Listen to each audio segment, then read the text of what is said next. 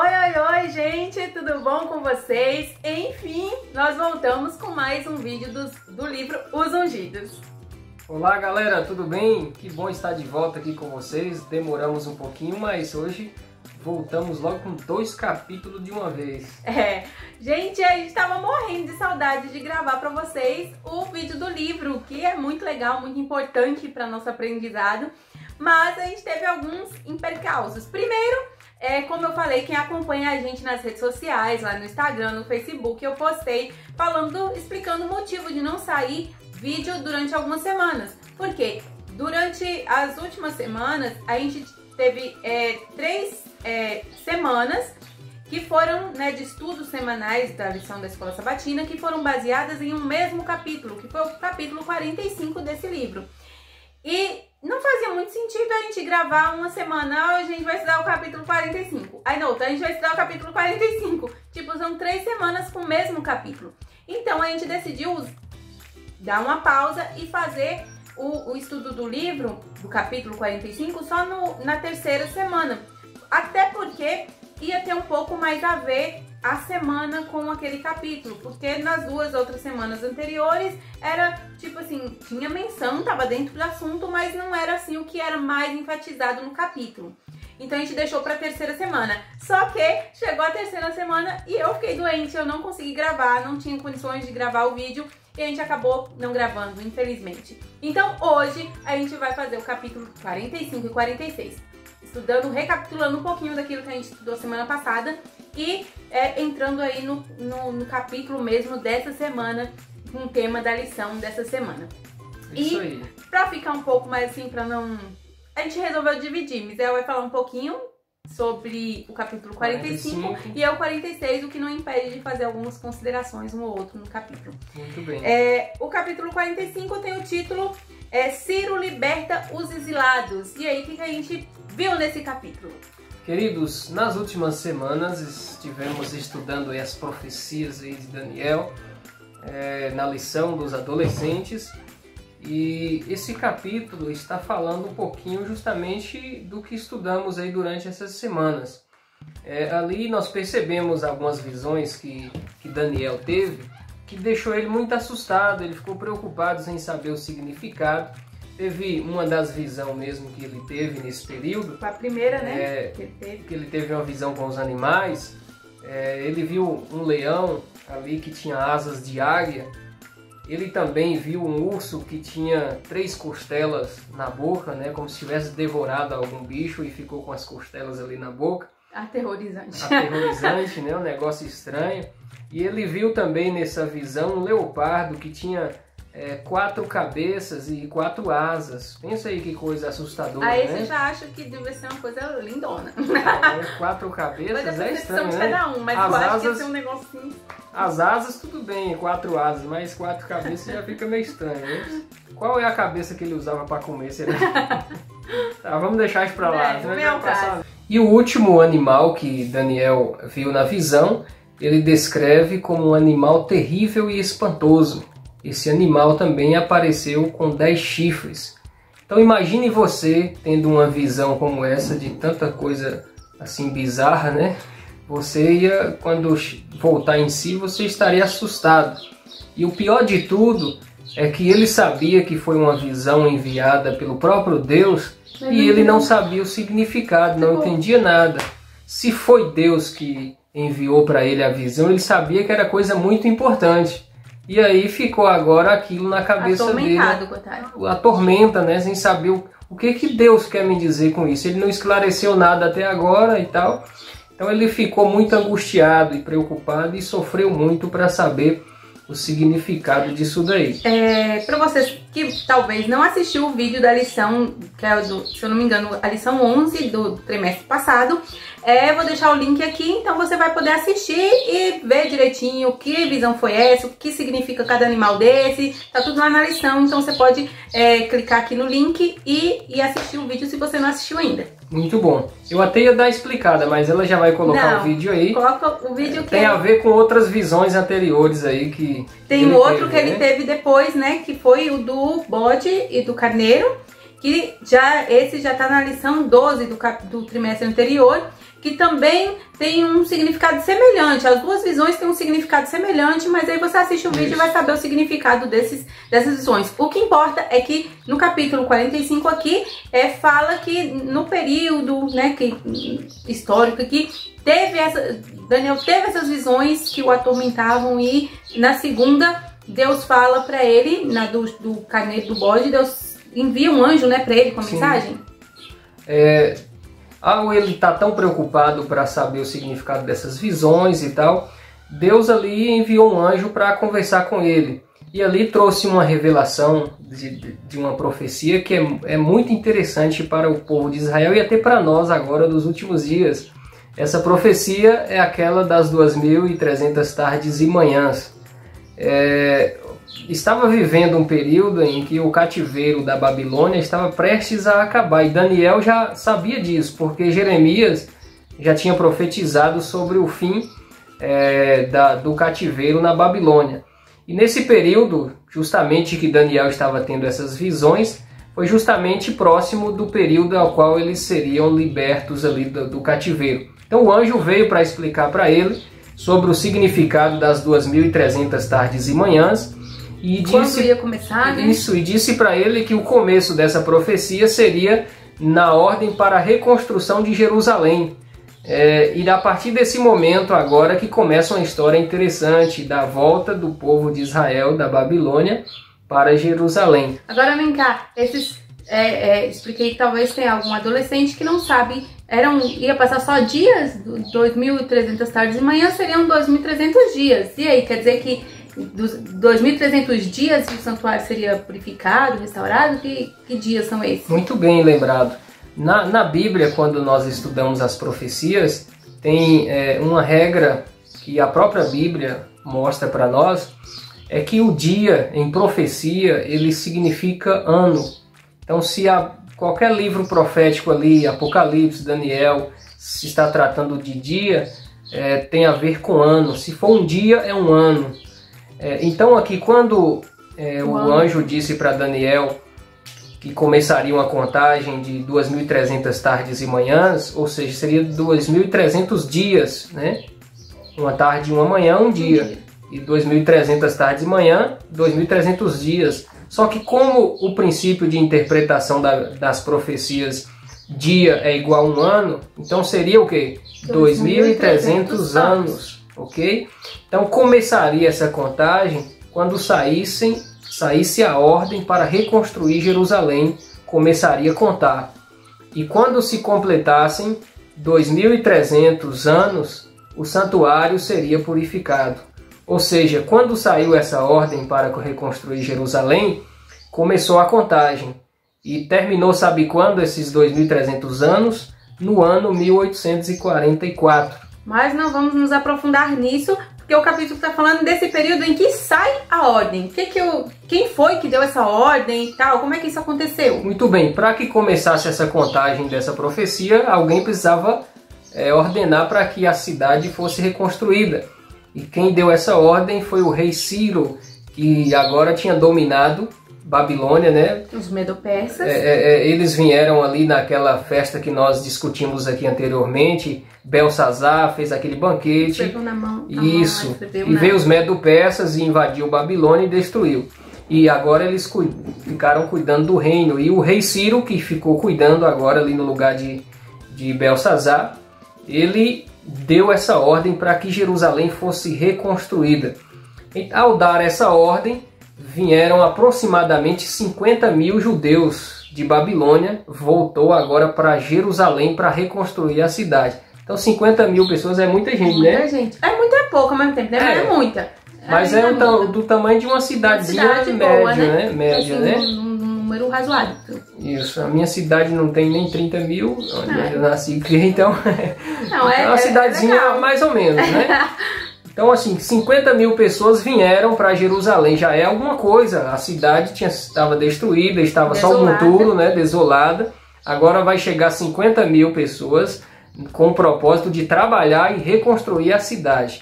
E em especial o templo, né, que era uma das coisas principais a serem reconstruídas. E ali começou um trabalho responsável pelas obras dessa construção, vocês já conhecem muito bem, que foi Esdras, Neemias, foi na época deles, eles se encarregaram desse papel de estar à frente ali, de comandar a construção. E eles tiveram ali momentos bons e momentos ruins, porque eles enfrentaram ali muita resistência na construção. As pessoas, quando começou a escavar para poder fazer os alicerces do templo, acharam ali algumas pedras grandes da época de Salomão, que foi construída ali. E eles lembraram de como era o templo magnífico na época de Salomão e percebeu que o que eles conseguiriam construir agora seria inferior, mais simples.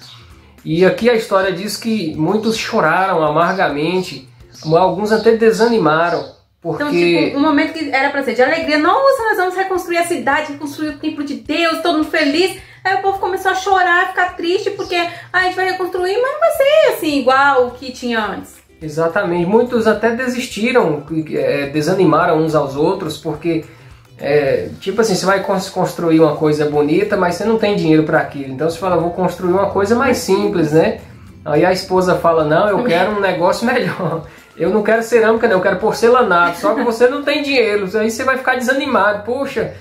Então foi mais ou menos isso que aconteceu. Eles queriam algo esplendoroso, igual na época de Salomão, mas não tinha como fazer isso daí. E ali começou uma grande desanimação entre o povo e foi preciso ali intervenção de alguns líderes para poder acalmar, para continuar a obra ali naquele lugar. Teve ali uma intervenção dos samaritanos, a Sabrina vai falar sobre isso aí, que é do próximo capítulo.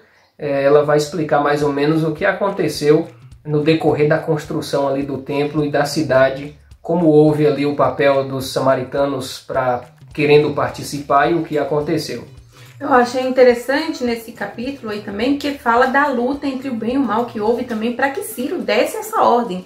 Porque enquanto Deus estava trabalhando ali, né, com seus anjos e tal, influenciando Ciro para que ele fosse favorável, o inimigo ele estava ali tentando impedir, fazendo com que Ciro não desse essa ordem. Então ficou essa batalha. Ainda fala lá que Gabriel, né, que era o anjo que estava ali intercedendo, que Daniel orou, e aí Gabriel foi, assim que ele começou a orar, Gabriel foi para atender o pedido de Daniel. Só que aí, nisso o inimigo começou a travar uma batalha e tal. A gente não sabe direito como é que é essas batalhas, gente, né? Se é de espada ou... Essa é uma briga terrível. Ou se é só de boca. Eu não sei como é que é essa briga, mas eu sei que teve uma batalha. E aí, durante essa briga ali, ele demorou 21 dias, gente, de peleja contra o inimigo. E aí teve que ir Miguel, o anjo Miguel, teve que interceder também para ajudar, para poder acabar com as coisas que o inimigo estava tentando atrapalhar, para que as coisas dessem certo e Ciro mandasse mesmo reconstruir e fizesse o decreto e tudo certinho. Que luta terrível. Só aqui uma dúvida, não, esclarecimento. No livro aqui deixa claro que Gabriel, o anjo Gabriel, é o anjo que ocupou a vaga de Lúcifer no céu, né? Quando Lúcifer caiu, pecou e foi expulso do céu, outro anjo foi nomeado para ficar no lugar dele. E esse anjo foi o anjo Gabriel. Então esse anjo Gabriel, ele é citado algumas vezes na Bíblia. E ele é um anjo muito poderoso, né? Ele fica mais perto de Deus ali, recebe ordens diretas de Deus, assim como Lúcifer estava perto de Deus. Agora está o anjo Gabriel. E você percebe nessa luta espiritual que o anjo Gabriel desceu para lutar contra o diabo e os anjos caídos aqui da terra. Foi preciso o próprio Jesus, Miguel, descer para ajudá-lo. Porque o diabo estava furioso, não queria que reconstruísse a cidade de Deus, a cidade escolhida por Deus, né, que era Jerusalém, que era do povo de Deus. Ele estava tão furioso que Gabriel não estava dando conta de conter a raiva dele e junto com os anjos dele. Foi preciso Jesus descer para poder colocar um fim ali naquela briga, né? E em seguida fez com que o rei Ciro decretasse a reconstrução. A gente às vezes abaixa a cabeça para ver alguma coisa, que eu tô vendo minhas anotações. Olha a situação, coitada do meu livro, mas livro bom diz que é assim, né? Riscadas. Tá, tô procurando aqui as coisas que eu anotei, mas enfim, o capítulo 46 tá falando sobre a intensa oposição que foi fracassada, a intensa oposição foi fracassada. E que oposição é essa? O que aconteceu? A gente viu que, aí, enfim, Ciro pegou e deu a ordem para reconstruir, né, o templo e a cidade. E aí o povo foi alegre e tal, começou a reconstruir, depois o povo ficou um pouco desanimado por causa das coisas que aconteceram. E tava nessa, vai ou não vai? E aí, os samaritanos, que é um outro povo, a gente estudou há muito tempo atrás, que houve aquela divisão nos reinos do sul e do norte, que um ficou com a sede sendo Jerusalém, ali onde estava o templo de Salomão e tudo mais. A outra sede ficou lá em Samaria, e lá em Samaria não tinha templo, então eles construíram um templo também lá em Samaria para adorar a Deus. E a gente viu que lá em Samaria sempre houve mais idolatria do que aqui no lado de cá de Jerusalém, Judá. E aí, só para vocês lembrar assim, né, do contexto, os samaritanos, então, eram judeus também. Parentes bem próximos ali dos judeus que voltaram da Babilônia. Exatamente, né? Só que eles ficavam no reino do norte, não no reino do sul. E assim, certo, né? O reino do norte, que era Samaria, estava a capital Samaria, misturou muito com o povo assírio, né? Eles casaram uns com os outros e virou uma mistura, não era mais... lembra, né, de Jezabel, que foi a rainha, Acabe, e um monte de gente que tudo entrou pra idolatria misturando com outros povos. Não era assim judeus apurados, era mestiços, e por misturar se tornou um país idólatra. E agora os seus parentes, os judeus que voltam, eles encontram essa resistência com os próprios parentes de Samaria, que já estavam todos misturados. Mas vou explicar como começou essa resistência. Primeiro, os judeus voltaram, né, os que estavam cativos, voltaram, começaram a construir o templo.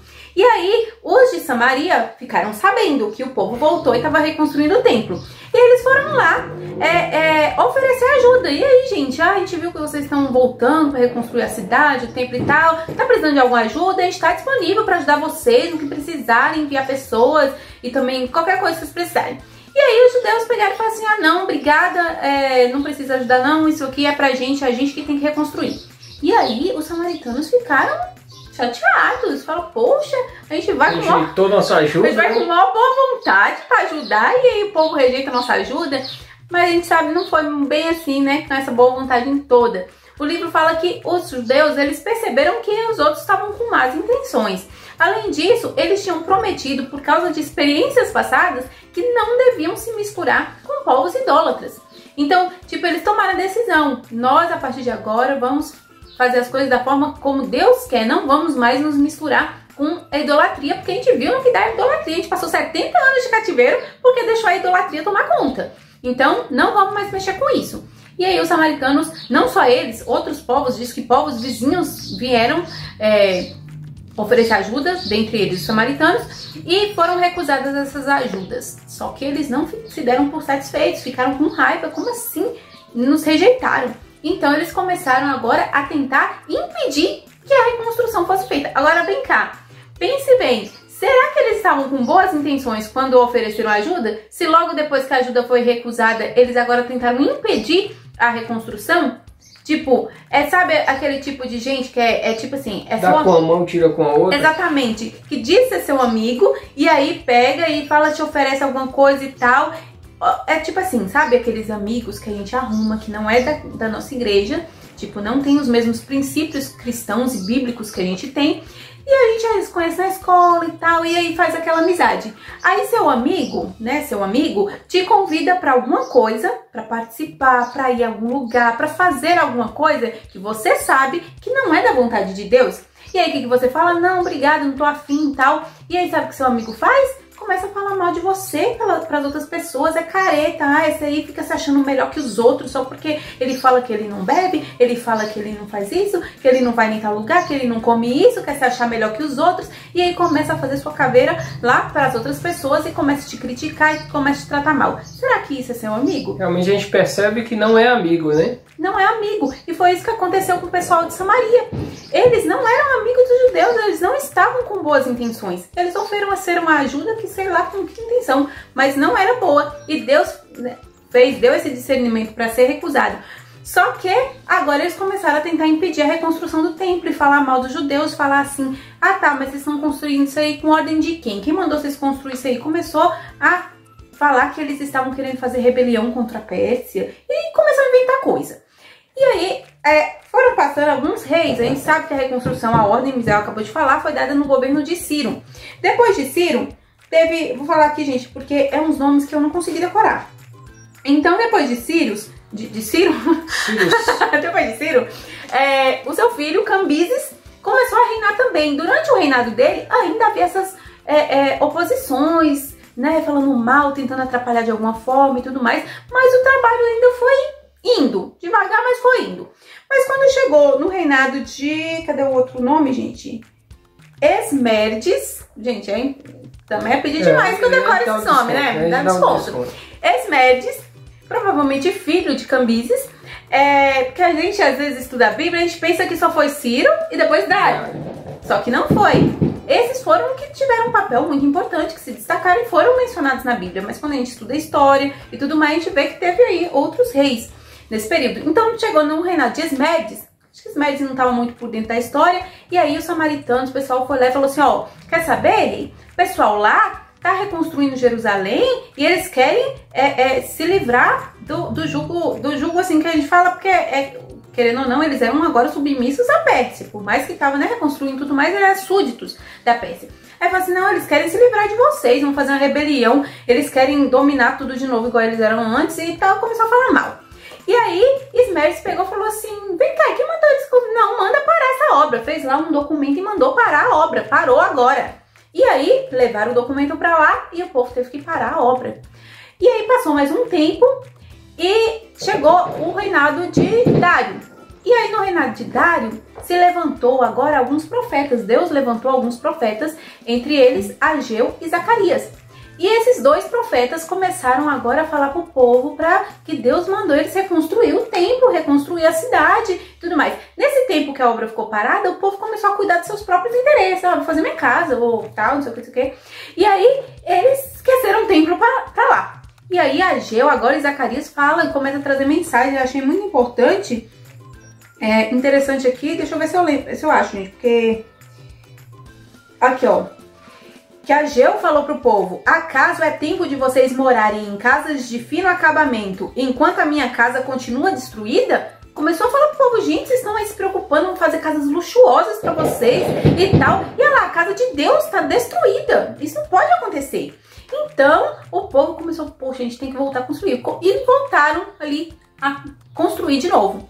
Só que aí a oposição continua e vai lá em Dário e aí fica atrás falando e tal. E aí oficiais de Dário foi lá na construção, né? Tá lá, tá com uns guindaste não tinha essas coisas, né? Como chama aquele negócio que vocês colocam assim? Andaimes, isso, os andaimes e tal, construindo, fazendo negócio. E aí chegam os oficiais do rei e falam, vem cá, que negócio é esse aqui? Para. Ai, gente, quem mandou você estar construindo nada aqui? Ninguém me deu ordem. Ordem de quem? Aí eles deram uma boa resposta. Deus iluminou ali na hora. Eles falaram assim, não, a gente tá construindo com ordem de Deus. Foi Deus que mandou. E aí o cara falou assim, como assim ordem de Deus? Não tô entendendo. E aí eles pegaram e mandaram mensagem lá pro rei. Lá o povo, né, os judeus, contaram a história e tal, que Deus tinha mandado reconstruir o templo há muito tempo atrás e tudo mais, contaram a história. E os oficiais mandaram recado pra Dário, o rei Dário. E aí falou assim, ó, Dário, o pessoal aqui tá reconstruindo um templo e falou assim, tal, que teve ordem pra isso. E aí? E aí Dário fez uma coisa que os outros não fez, gente, foi uma coisa certa. Ele foi procurar nos arquivos reais, nos documentos e tal, se tinha menção de alguma coisa.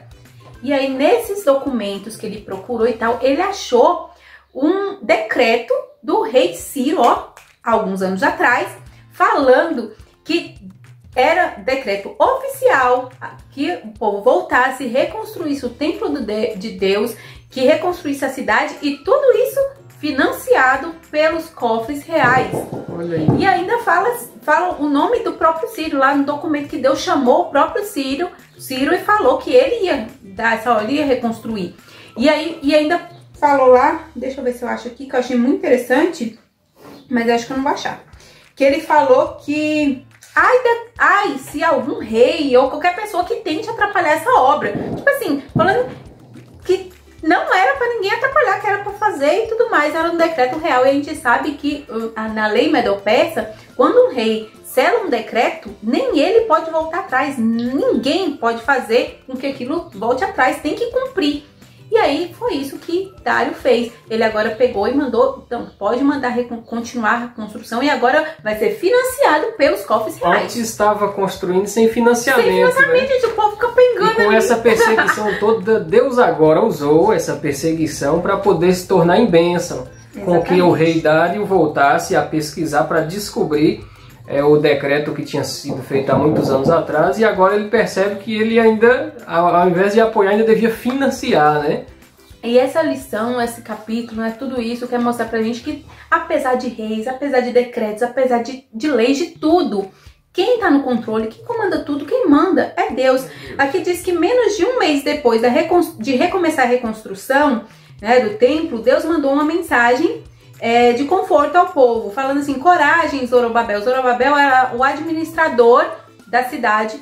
Tipo assim, como eles estavam debaixo do comando da Pérsia, não tinha um rei em Jerusalém, tinha um administrador que administrava para a Pérsia. Então o Zorobabel era administrador e Deus mandou uma mensagem falando o nome dele, gente, olha que chique. Falou assim, ó: coragem, Zorobabel, coragem, sumo sacerdote Josué, que era o sumo sacerdote na época.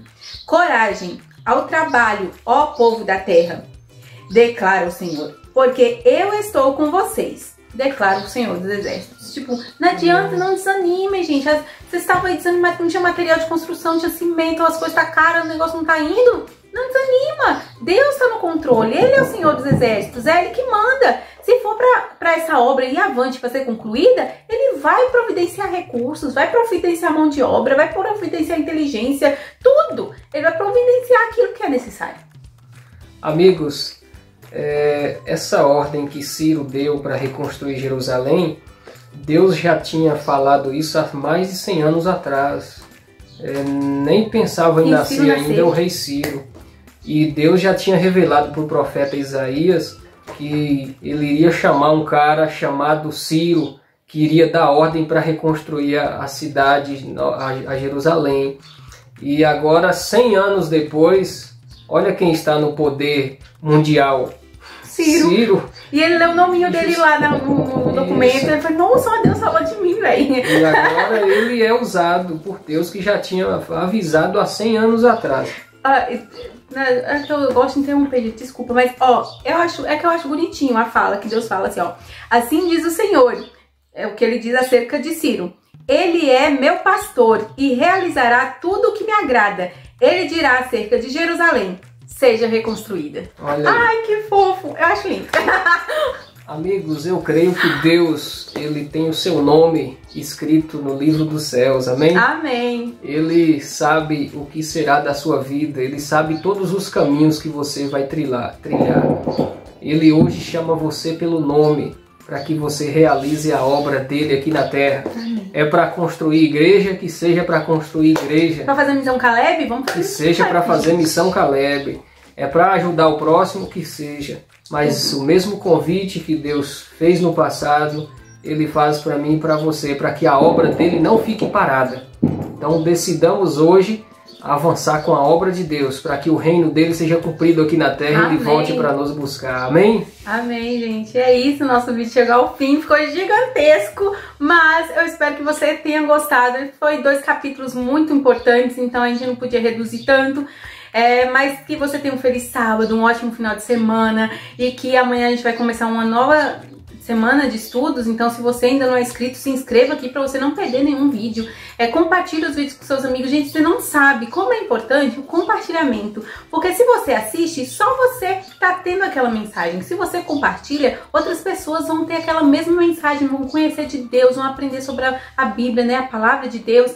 E é uma forma da gente poder alcançar mais pessoas. Se você não tem como você dar um estudo bíblico para alguém, se não tem como você estudar a Bíblia para alguém, você compartilha um vídeo desse aqui, um vídeo da lição ilustrada ou qualquer outro, mensagem de Deus. Você compartilha essa pessoa que está ouvindo a palavra. Então, não esqueça de compartilhar, como eu disse, se inscrever e seguir nas redes sociais. Às vezes eu dou recadinho, eu falo alguma coisa, é onde a gente pode ter um contato mais próximo. E aí você vai ficar atento a tudo aí lá no Instagram e Facebook. É isso, beijo e até a próxima. Queridos, um abraço a todos e até a semana que vem. Tchau, tchau.